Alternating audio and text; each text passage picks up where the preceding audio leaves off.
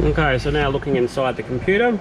So I've now realized that the size of the motherboard itself is, these cables are not in the right spot. So we'll move those. So we'll just pull them back through again.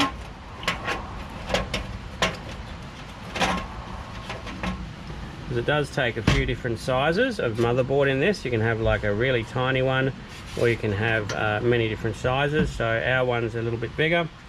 So we're going to put these cables to the side for now.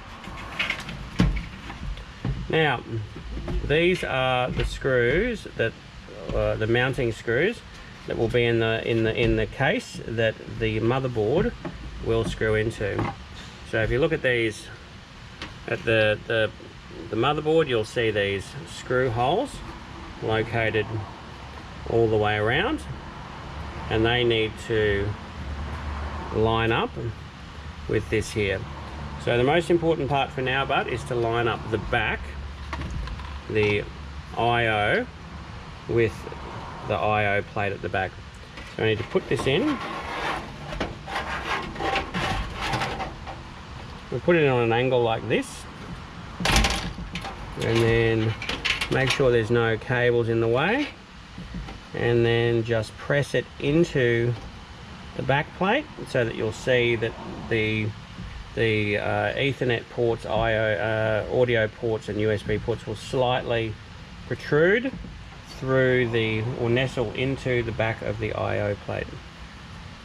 So you need to make sure that these screw holes are lined up with you'll see the mounting screws underneath that they need to line up to. So you just line that up now, and then just make sure it's nicely in place before we put our first screw in to hold it down. Now with the case screws, always make sure, so the screw that you're using is what's called a bugle screw, which you'll see that it's, well, it looks like this. And if it doesn't immediately go in, do not force it, because they can be very hard to get out if you put the wrong screws in. So I'm not going to use a power drill for this, I'm just going to use a long screwdriver. Just put my first screw in. So I recommend putting the first screw closest to where the I/O board is, to hold it in place with the I/O board or the I/O backplate. So just make sure before you tighten it up that you move the motherboard into perfect position, looking at all the different screw mount holes to make sure that they're in the right spot. And there we go, tighten. That's the first one, and then we'll do one in the back here to hold the back one.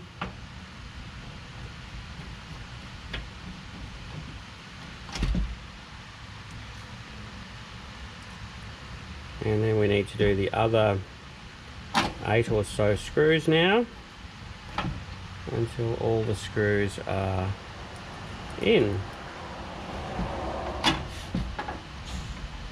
Now do not rush this, because you do not want to get these screws threaded the wrong way.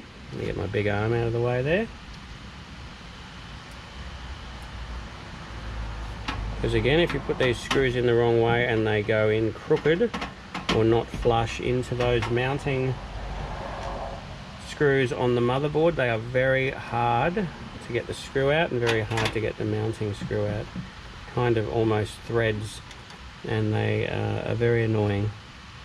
So it is a mistake you do not want to do. So make sure you're using the right screw, bring these little bugle screws, and make sure that you have got them nicely in place before you screw them in. Alright, so that's all of them except for one more that I can see.